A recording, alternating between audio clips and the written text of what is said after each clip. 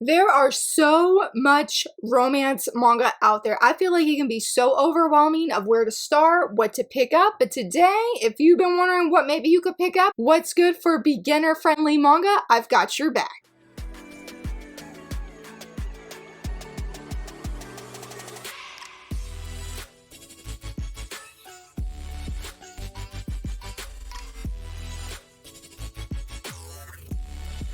Hello friends, happy Wednesday. So very excited that you're here. So very excited to be filming this video. I was actually tagged by a friend on Instagram. Her name is Sarah and her username I will leave right here. I believe it's the Magical Quill, I believe is her username / handle. And she had this really fun post called Romance for Beginners. Pick your type. She gave 5 different types and I believe that link down below in case you want to go check out her post because I love the pics that she had. She had so much variety and I was really trying to find some variety with my own and I was on that struggle bus. I will say I tried to keep all of my picks under 10 volumes, though I have one that is 11, mainly because I feel when I'm giving recommendations to people who are just starting out in manga that I like to do on the lower end because it's really overwhelming if, like, at least for me, even though everything in me wanted to recommend Community Todoke, I love that series so much, but I know realistically if I was just starting out with manga, that would not have been my first pick, even though I think my first one was Library Wars, and that's what, 15 volumes? Anyway, ramble aside, I'm going to be sharing 5 different romance manga that I think are great for beginners and just great for even if you've been reading manga for such a long time. Now, I must say, listen, this is number 1. This is number 1 in my heart. This is the number 1 I would say, but I have an actual video coming centered around this kind of romance, and that is delinquent romance. So, Glasses with a Chance at Delinquent, yes, that is always number 1. It is on this list, but I don't want to put it on here, mainly because I'm going to be doing a delinquent romance manga video. So if you're looking forward to that, stay tuned. I'm not really sure when that's going to be coming up, but it will sometime this month because Patreon and channel members, they voted for it and it got tied. So for number 1, officially here, I was about to do number 2,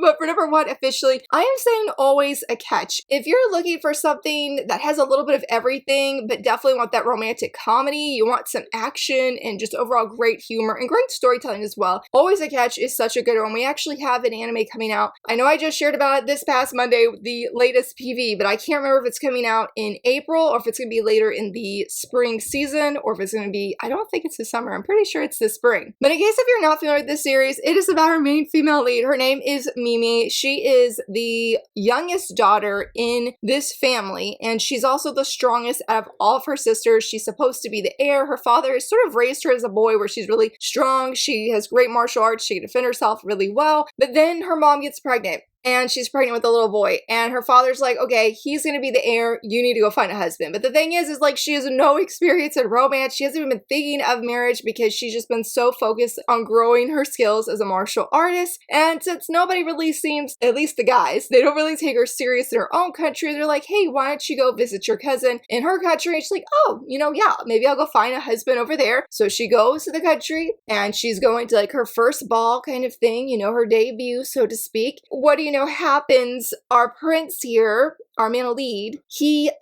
breaks off the engagement that she wasn't even in.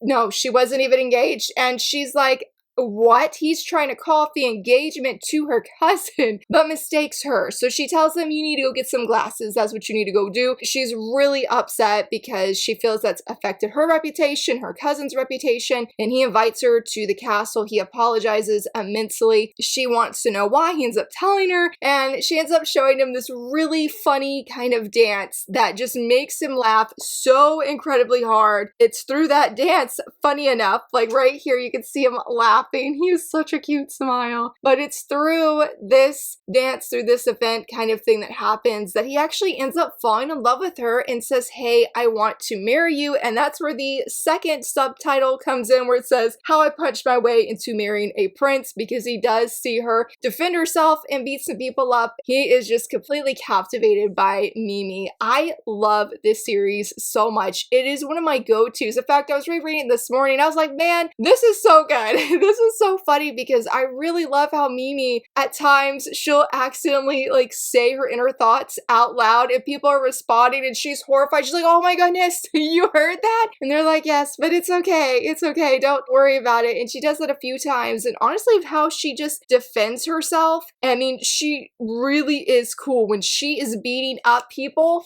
Yes, we are here for it. While it's not anywhere near similar as May I Ask for One Final Thing, I do think Mimi and Scarlet have that in common of that they can beat people up, and while, you know, Mimi's not viewing the people she's beating up as punching bags the same way Scarlet does, I think if you're looking for that kind of really strong woman who can, though I would also say with that, also be vulnerable, because there's a moment after this where the prince, she has this vulnerable moment with him, and she's like, this is the first time I've ever seen or had somebody tell me it's okay to be scared. So I feel like there's a really beautiful balance to Mimi's character where she's really strong, but she's also emotional as well, and I love everything about it. And the comedy aspect is just gold. It's great. I love how our prince never at any point does he tell her to change, like not in this first volume and not past this. He loves every single part of her and just embraces all of her wild and super cool shenanigans. So if you love a lot of comedy, love a lot of humor, but you want a very sweet romance, because as Mimi says about our prince here, he really is like the ultimate prince of all the princes. It is so great. I really love his character. There may have been a massive misunderstanding at first,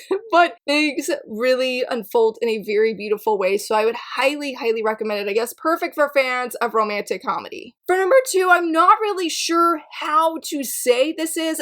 Because mainly I'm not sure if it's considered a like classic shoujo manga, but I think if you want something iconic, and it seems that it was a like staple to many shoujo readers' diet of manga, I'm gonna say Last Game. This is an 11-volume series. It is fully finished, and I've never had any kind of experience with this. I'm surprised it doesn't have like an anime. And what I mean by experience stuff, I feel like when it first was licensed, people are like, man, this was my childhood. This is the manga that got me into manga. This is what I grew up with. So I feel like if you want something that seems iconic and want to get a touch of maybe the earlier shoujo manga that was, I guess, not releasing in the US, but just was releasing, oh gosh, let's see when this was releasing, because I don't know when it was like serializing. It says first published in Japan 2012. If that's not really a selling point, I would say if you need a boy failure character, Yanagi is the OG boy failure in shoujo manga. Oh my goodness. So this story is about Kujo and Yanagi, and when they're in elementary school, Yanagi is the best at everything. He's got money, he's got looks, he's got smarts, he's got it all. And then Kujo comes in, and she doesn't have the looks according to him, she doesn't have the riches as well, but she's got the smarts, and she beats him in everything. And so he is her like self-declared rival, and she's got no idea. Not only that, this rivalry, one-sided rivalry if I might add, continues all the way up to college. Yes, all through elementary school, all through high school, him even deciding to go to college as well. Because here's the thing, within this one-sided rivalry, he decides he's going to make Kujo fall for him, and then when she falls in love with him, he's then going to break up with her and break her heart as the ultimate revenge plot. The only thing that went down with that is he ended up falling in love with his said rival, and he's down bad for Kujo. Like, it's almost embarrassing at times, and like there is some secondhand embarrassment, but I love Yanagi's character. The man, he be feeling so delulu,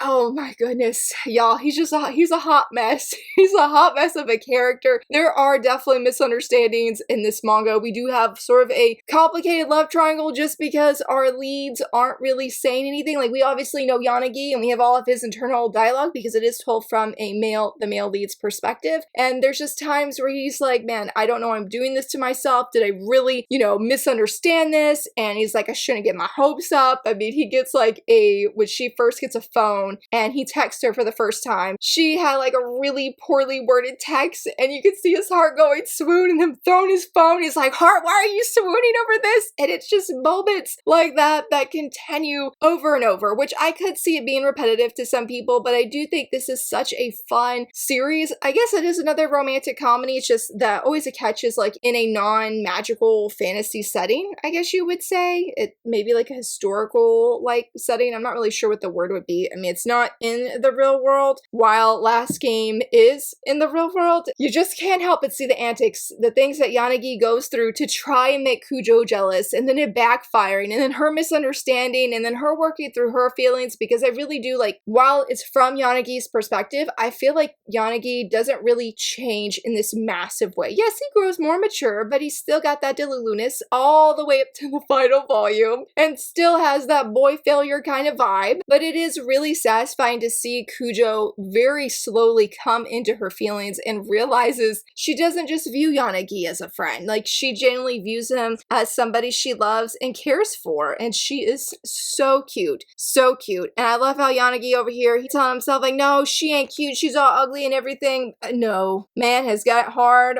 Again, all the way up at college, y'all. And which I guess that might sound like he's a stalker. He's not. He's got his own goals and aspirations and whatnot that he is after, but he really just something else. And that's, I guess you would say too, where the title comes into play, because he tells her, he's like, hey, if you ever come into your feelings and you realize we're gonna play this game and it'll be the last game we ever play, and when you realize your feelings, I'm gonna be the winner and I'm gonna put a ring on that left finger or on that left hand. And she's like, what are you even talking about? So that, in a nutshell, is the premise of this manga too. Sorry, that's sort of all over the place, but I recently read the final volume a few months ago. I can't show it because it's a massive spoiler, and I just really enjoyed it. There were a few times I'm like, I just don't know if I could keep going with these outlandish shenanigans and having other people involved, and they're genuinely liking these characters, and the characters, you know, there's never a true moment of it being like a love square or a love triangle, because Kujo she's not into romance. She's into Yanagi, but without realizing she's into Yanagi, and Yanagi, he only got eyes for Kujo and trying to convince her and trying, you know, not tell himself that he misunderstood and all of those things. So it's a really fun and enjoyable series. I didn't realize I did 2 rom-coms back to back, but I just felt there was something that is iconic to many and was sort of like several people's first kind of manga. So if you want that different flavor or taste of seeing like when manga, I guess, was sort of maybe coming over the US, even if this series wasn't just at that time, that it could be a great way to see how maybe manga writing was then. And I really feel like just Yanagi is the OG boy failure. Yes, boy failures for the win when it comes to my second pick here. For number 3, I hope I could do this one justice, because I feel like it's just a manga that reminds and inspires the power of shoujo manga, and that is The Diary of a Female Lead. I love this manga so much. Our female lead here, Aoi, she is the daughter of a very pretty famous shoujo mangaka, and she just feels like she will never, like our female lead, will never have her own kind of love story. She's very much in the shadows. She doesn't feel like she's very pretty, and she has a hard time getting to know people and just open herself up. But that is sort of where our male lead comes in, because Aoi has a brother. He plays on the basketball team in Seina here. He is like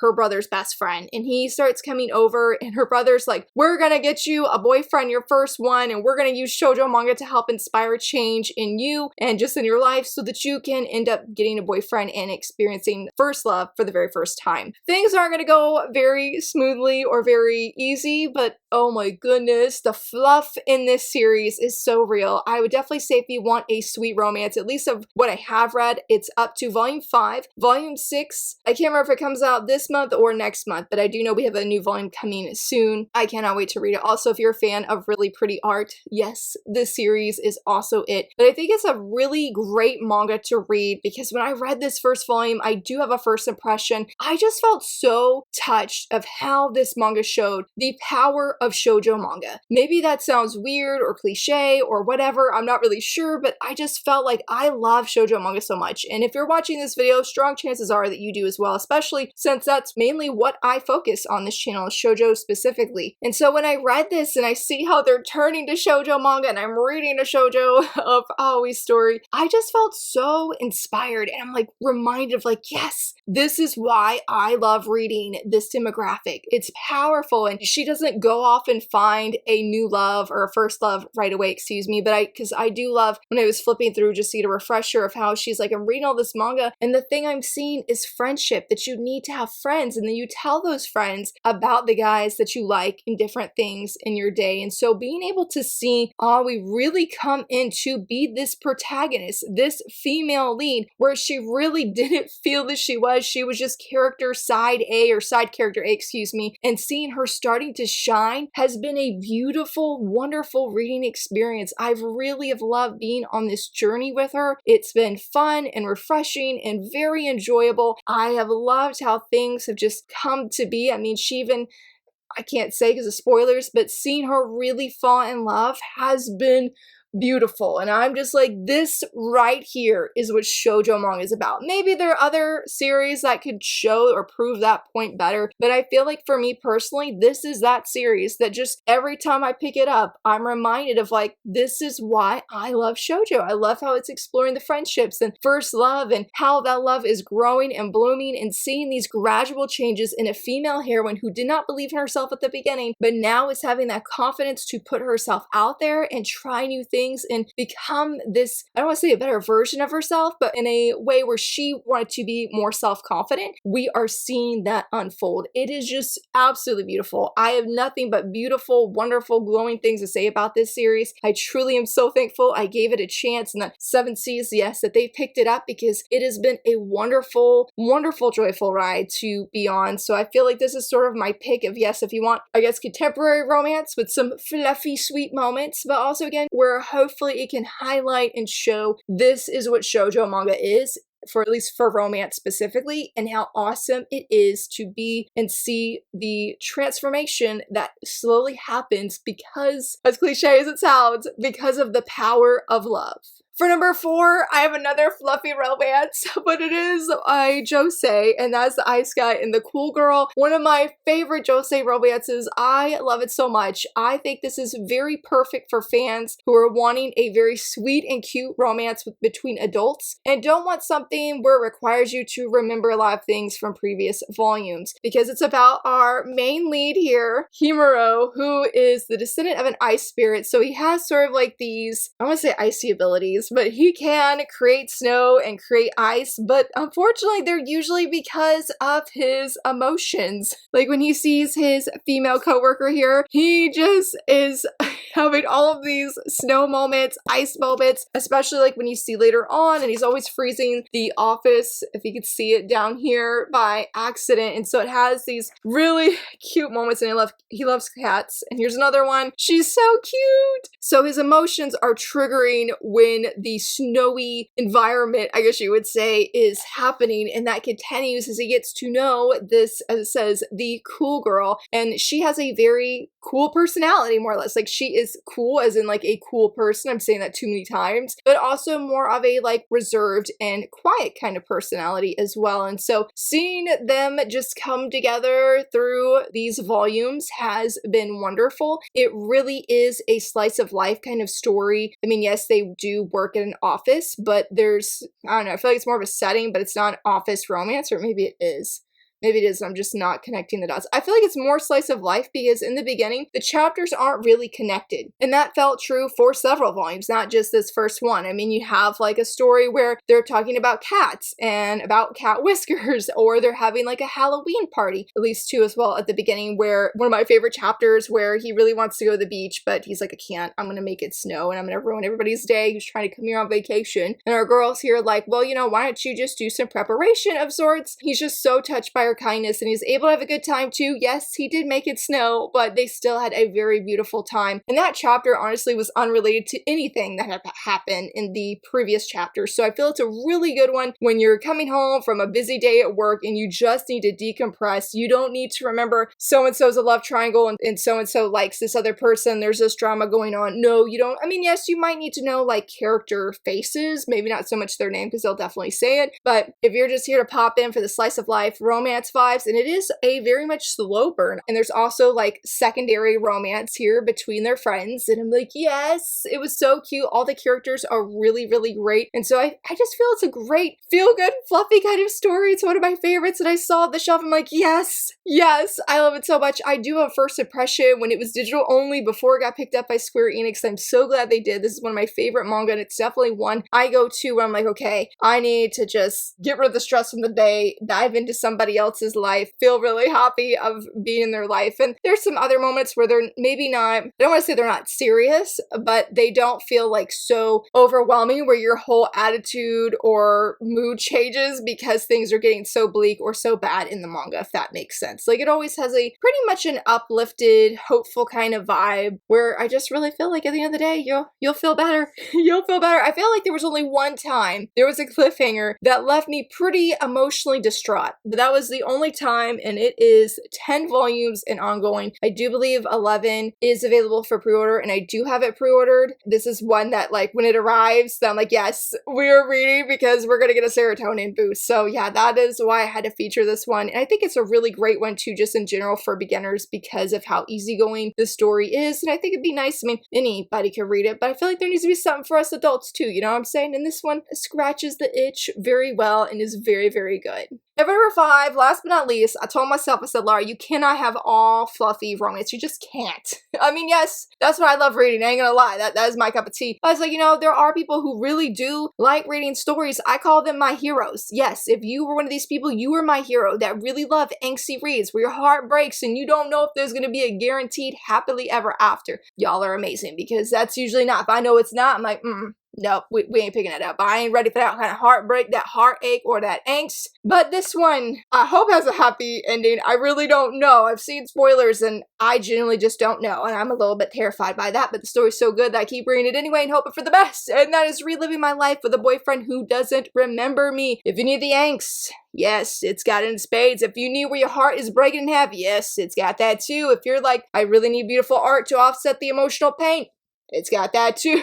It is about our main female lead. Her name is Oriana. When we meet her at the beginning of the series, I believe she's 7. Yeah, she's 17. She's at this magical academy. She is deeply in love with Vincent. They are a very happy couple. And the thing is, though, is we see Vincent trying to tell Oriana something, but somebody interferes, like a teacher calls for her. And the crazy enough thing is, Vincent ends up passing away through reasons we don't understand. And when Oriana tries to save him, she also ends up passing away. But even crazier as well is Oriana wakes up in the body of her 10-year-old self. So she's going through life again. She is determined to see Vincent. She's like, I miss him so much. Finally, the day comes where they're both enrolled in this magical school. She goes up to him. She hugs him. She's so excited to see her boyfriend. He has no memory of her. He has no idea who she is. And so this story centers around Oriana being in love with Vincent and wanting to help him, encourage him, have him fall back in love with her because she's so deeply in love with him. And it's gonna get messy, it's gonna get complicated, and there's so many feelings between just things with the two leads, with their friends in this last volume, volume 5. Yes. Oh my goodness. I mean, just when like this series has a really, I can't say balance, but it will be like, hey, we're going to start out with a happy note. Here's some laughter and get y'all like, yeah, this feels great. And then it just shoots your heart with a giant arrow and just crushes it to 1,000 pieces. And you're like, oh my goodness. I've definitely cried a few times reading this. I believe you guys voted for this in my event last year. So I have a video review, I think on the first 4 volumes or the first 3 volumes. And it has been a really amazing journey to be on. I know some people said they felt very turned off by Oriana's actions of her consistently telling Vincent, I love you, I love you, I love you. And they're like, she needs to learn some boundaries. And I will say if that is sort of a deal breaker, you're really turned off by her actions in this first volume, I can't say that she does start setting those boundaries. They have conversations. It's painful to see. it's painful to see because you could see into Oriana's heart and you could see that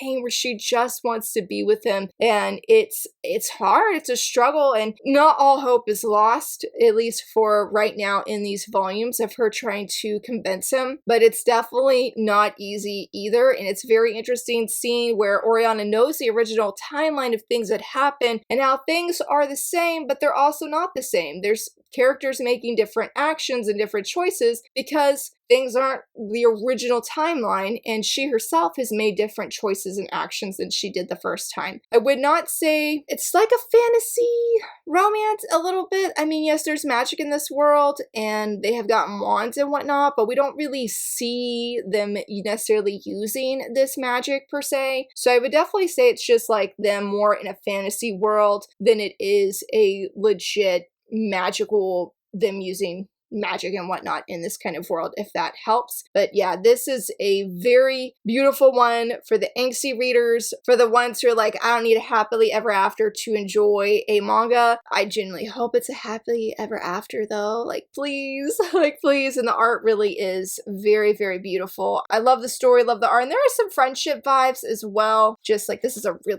a very beautiful panel of Vincent. It is very, very engaging storytelling, like very, very, very good. I mean, all of these are, but I would say that one really hits it hard and the emotions just really, really hard.